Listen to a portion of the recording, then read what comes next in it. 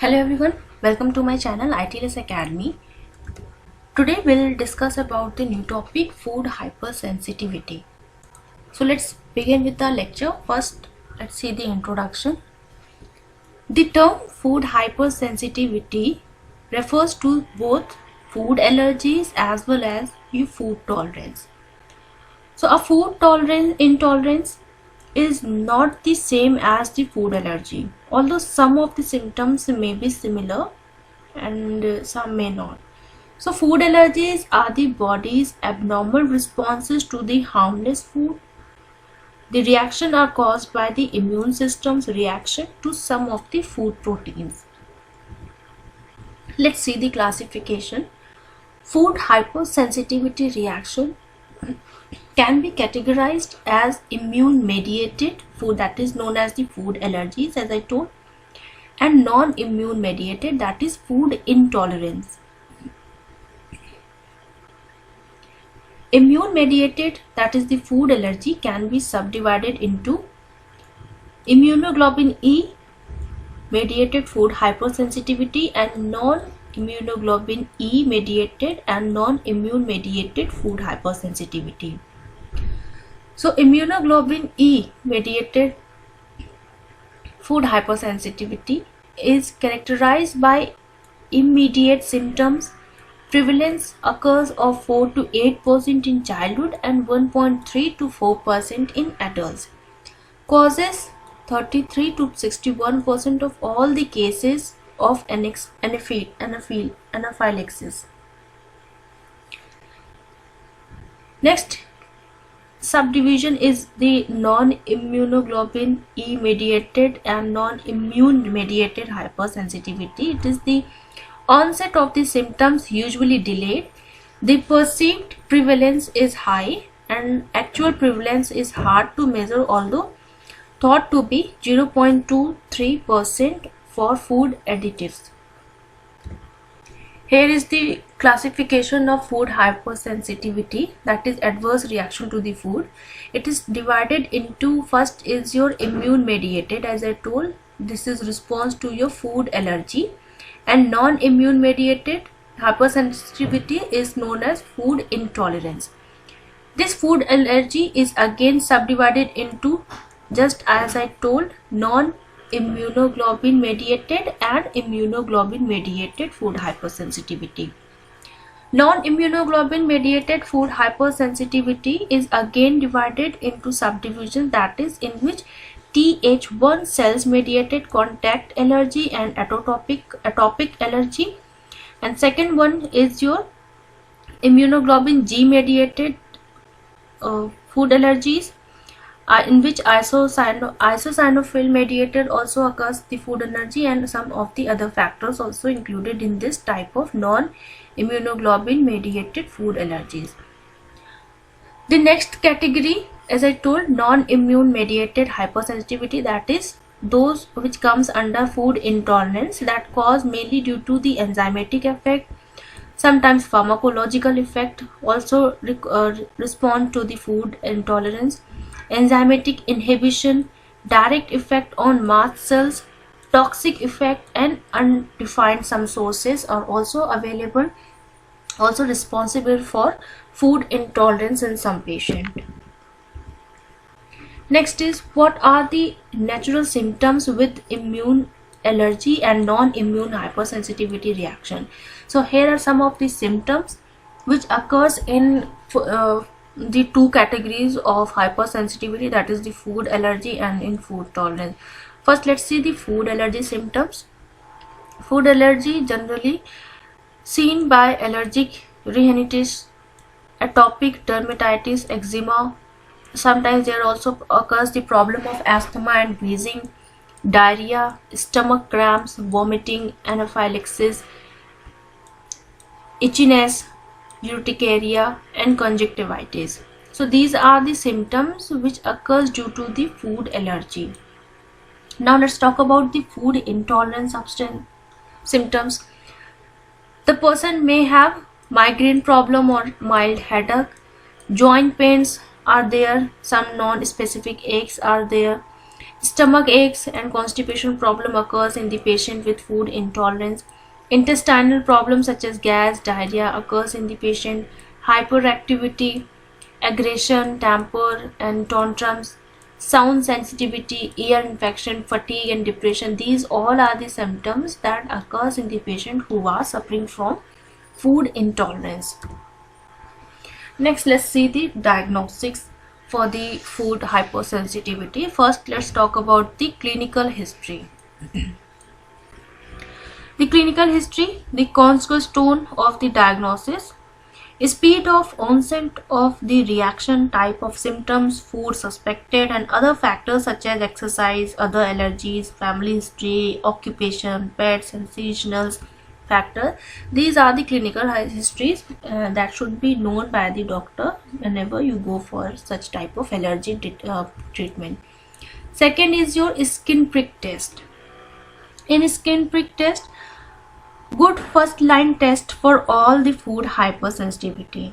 It is inexpensive, immediate, and 95% negative predict values. Good sensitivity occurs in this test.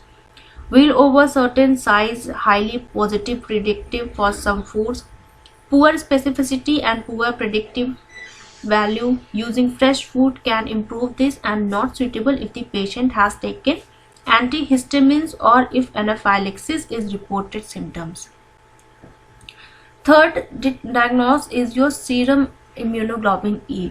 So it is a good for validating the SPT, or if SPT not possible, then good negative predict value and sensitivity with cut off level that are highly positive predict for some foods. First choice of test if patient has taken antihistamines or experienced an anaphylactic reaction. Expensive, no immediate result, not a good predictor for wheat, soy, fruits and vegetables. Third is your diagnostic diets. Diagnostic diet is essential if no suitable tests are available. 4-week avoidance of the food group, food additives or naturally occurring substances in food, followed by open or blind challenge if symptoms improve. Useful if discordance between test and clinical history, or if no test available. It also includes the total exclusion, elimination or few foods diet, rarely used for immunoglobulin E mediated allergy, but may be useful for other food hypersensitivity. And the diagnostic diet should be supervised by the dietitian to ensure dietary adequacy. No need for diagnostic avoidance diet if test result is concordant with the clinical history. Fifth one is your food challenge. Food challenge is the gold standard of diagnosis, means used to establish a diagnosis for immunoglobulin E mediated food allergy if discordance between history, test result and diagnostic diet. Definite diagnostic test for more non-immunoglobulin E mediated food allergy or non-immunomediated food hypersensitivity can also be used to check whether children have outgrown their food allergy or not. Speed of the onset and symptom severity normally dictates whether changes should be carried out in hospitals or at home, and whether they should be open or blinded or should be covered. Last one is, there are many non-validated diagnostic tests available. For example, your laboratory analysis of hair samples that claim to diagnose food allergy. Patients should be discouraged from using the result from these services as a basis for implementing dietary changes. Next, let's talk about the management. So the main management for any food hypersensitivity reaction will be avoidance of the food concerned. Cereals containing gluten, crustaceans, eggs, fish, peanuts, soya bean, milk, nuts, celery, mustard, sesame seeds, and sulfur dioxide and sulfite at less than 10 mg per liter per kg to be declared on the label of all the packaged food. And for most food, the avoidance advice will be similar but degree may vary depending on the severity of the symptoms and type of the reaction. So in this management, the first type comes your cow's milk. Here the allergy outgrown before 5th birthday in 90% of the cases.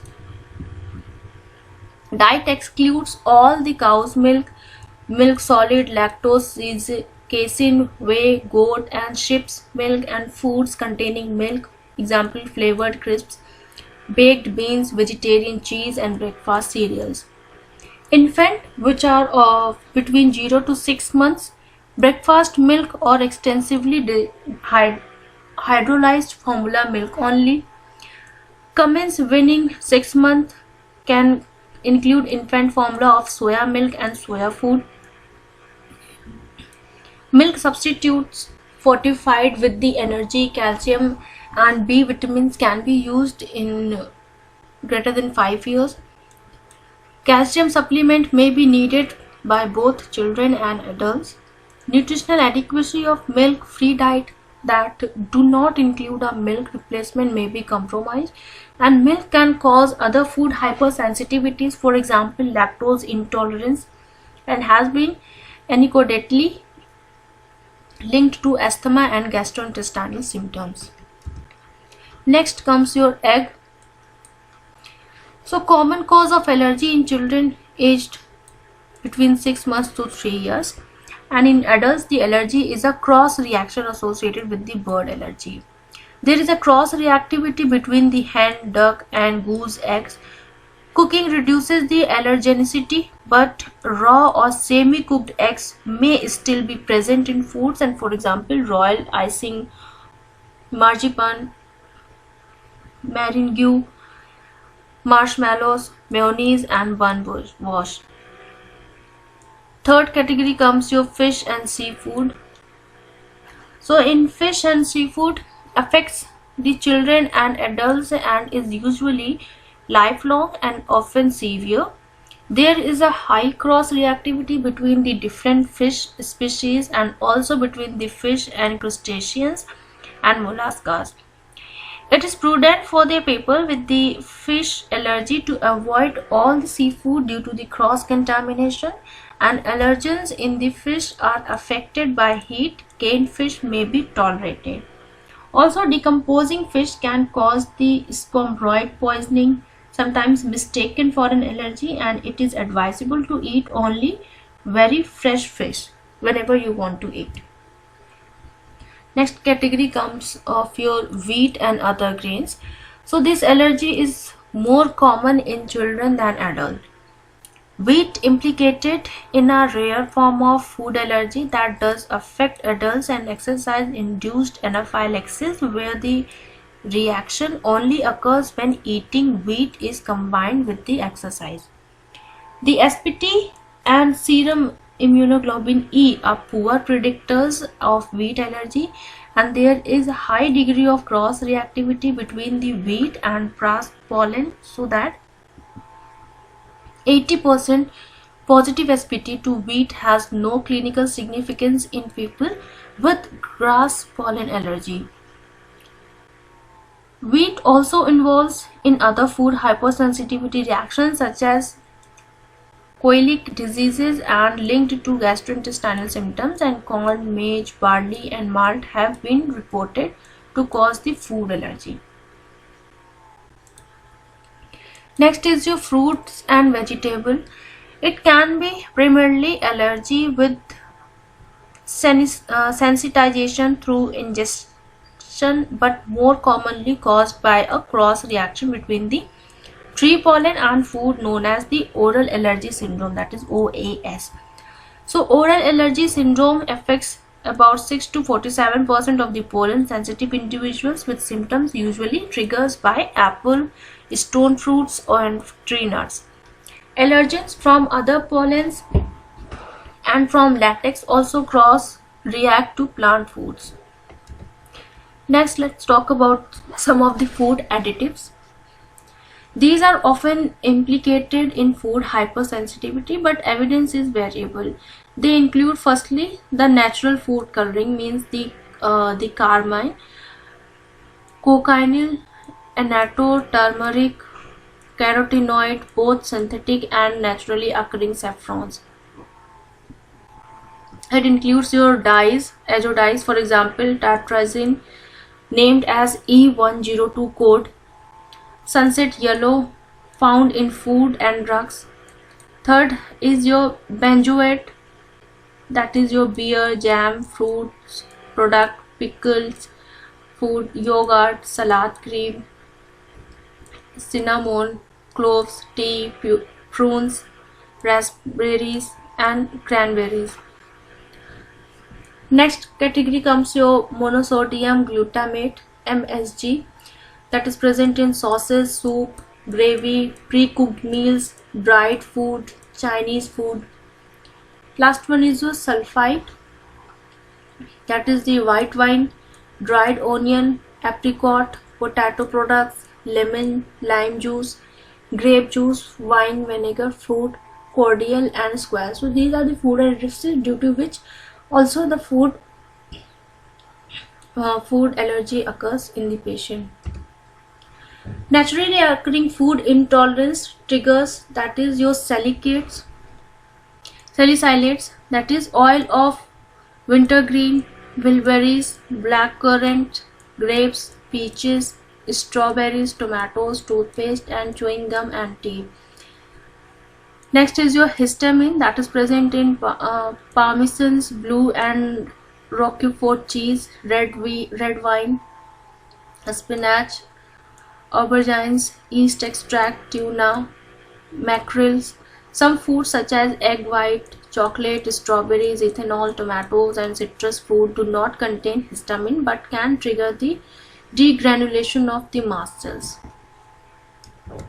Thank you for being with us. I hope you have understood all the types of food allergy and food hypersensitivity. For more information related to this, you can log on to my website www.itlisacademy.com and register yourself. You can also follow us on Instagram, Facebook, Twitter, WhatsApp, LinkedIn, and yes, do not forget to subscribe our channel ITLS Academy at YouTube. Thank you.